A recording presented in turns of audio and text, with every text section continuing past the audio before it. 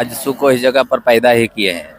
हम 12-13 साल आजसू का जिला अध्यक्ष भी रहे हैं। जी नमस्कार, आप देख रहे हैं भारत प्लस टीवी और हम अभी डुमरी विधानसभा के निर्दलीय प्रत्याशी बैजनाथ महतो जी है, जहां हम उनसे जानने का प्रयास करते हैं कि उनका मोटिव क्या है डुमरी को लेकर के। और चाहिए इनसे बात करते हैं। दादा जोहार। जोहार जोहार सर। क्या है आपका चुनावी मुद्दा डुमरी को लेकर के?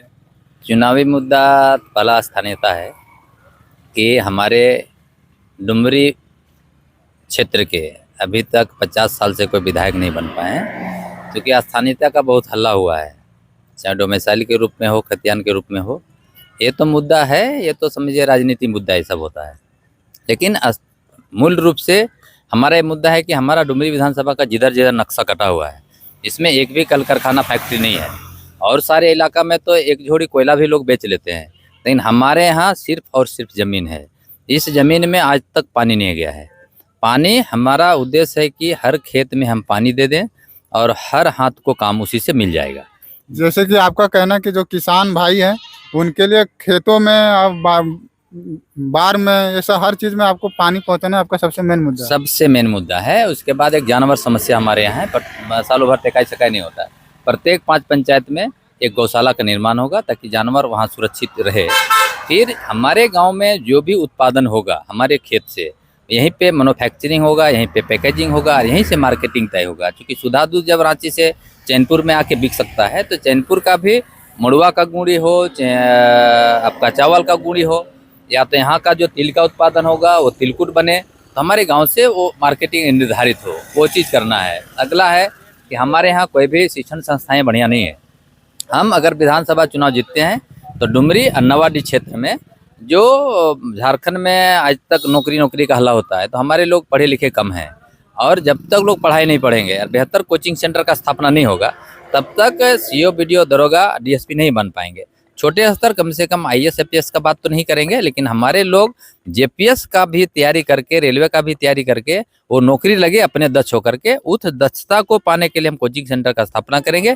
हमारे यहाँ बहुत सारा फुटबॉल का मैच होता है, लेकिन हमारे लोग खेलता नहीं है बढ़िया, अंतर्राष्ट्रीय स्तर पर नहीं जा पाता। ताकि यहाँ का लड़का को देखा जाए तो बहुत ही फुटबॉल में, क्रिकेट में टैलेंटेड होते हैं, लेकिन वो अंतर्राष्ट्रीय नहीं जा पाते। इसके लिए आप क्या कीजिएगा? लेकिन उसके लिए कोचर का हम व्यवस्था करेंगे, निरंतर करेंगे। चाहे वो क्रिकेट का हो, चाहे फुटबॉल का हो, तीरंदाजी का हो, चाहे साइकिलिंग का हो, उसका हम ट्रेनर ला करके हर बच्चा को, हर लड़का को पहले सिखा लेंगे।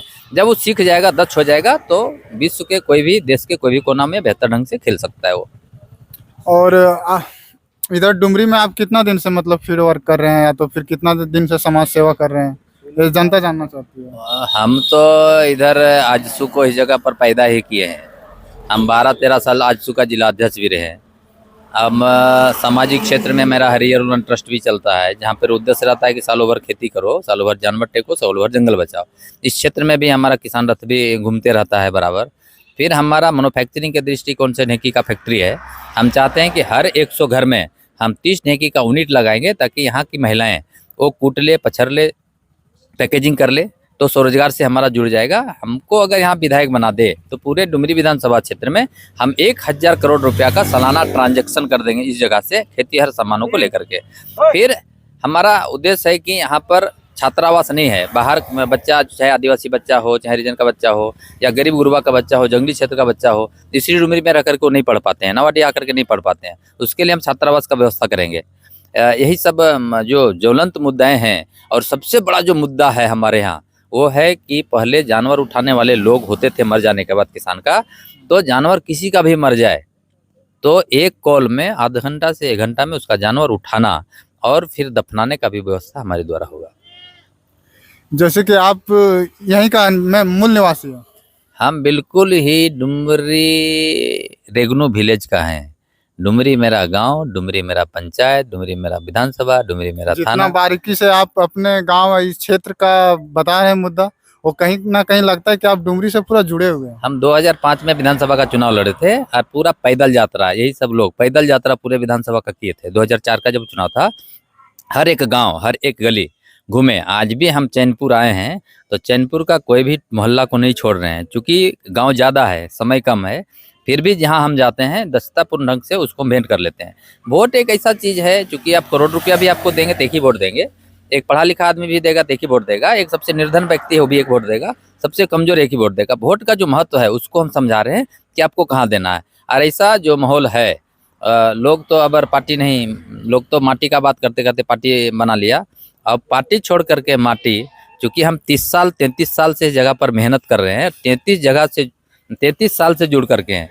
पहला व्यक्ति हम चुनाव भी जीते हैं जिला परिषद का, और जिला परिषद में हम किसी को बूथ में भी नहीं बैठाए हैं, 1 रुपया भी नहीं दिए, सिंगाड़ा पकौड़ी भी नहीं खिलाएं। 9000 वोट दे करके हमको जिला परिषद जिताया है। हम पाक साफ राजनीति करते हैं, पाक साफ संगठन करते हैं। यहाँ तक कि 1500 जानवर घुसा करके हम अस्पताल को ठीक कर दिए। जहाँ 1 डॉक्टर था वहाँ 7 डॉक्टर कर दिए। फिर बंध्याकरण में जहाँ पैसा डॉक्टर लोग, उसका कर्मचारी लोग ले रहा था, सारे डॉक्टर को बंधक बना करके सारा चीज़ को हम वापस करवाएं। ब्लॉक में मनरेगा में एक भी काम नहीं चलता था, पूरा गिरिडीह के हर ब्लॉक में और डुमरी ब्लॉक में 85 जोड़ा हर बेल लेकर के जोतवा दिए। उस समय से नरेगा काम यहाँ पर आया है। डुमरी का अनुमंडल बनाना हो चाहे रजिस्ट्री ऑफिस हो, बैजनाथ महतो संघर्षों का उपज है और सुविधा सीधी पूरी मेरा देन है। यहाँ पर अनुमंडल और यहाँ पर रजिस्ट्री ऑफिस है। छोटे छोटे योजनाएं तो बहुत सारा हुआ है। बहुत सारे लोग, घुसखोर लोग था, उसको बैजनाथ महतो कान पकड़ के उठा बैठा, चाहे वो अस्पताल हो, चाहे वो ब्लॉक हो, चाहे कोई भी ऑफिस हो, उसमें करवाने का काम किए हैं। जब अभी आप इधर जनसंपर्क कर रहे हैं तो जनसंपर्क में लोगों का क्या प्रतिक्रिया आपके ऊपर है? आप उनको कैसे समझा रहे हैं कि मैं यहीं का हूँ और आपका सेवा करने के लिए हमेशा खड़ा हूँ, आपका बेटा हूँ, ये आप कैसे समझा रहे हैं? हमसे पहले वो जान रहे हैं कि 20 साल जगन्नाथ महतो और उनके परिवार। हमारे साथ अभी बैजनाथ महतो जी थे और इनसे जानने का हमने प्रयास किया कि इसका चुनावी मुद्दा क्या है, और ये यहीं का है तो इनको डुमरी का हर एक चीज़, हर एक छोटा मोटा मुद्दा भी इन्हें पता है। चलिए, धन्यवाद, थैंक यू।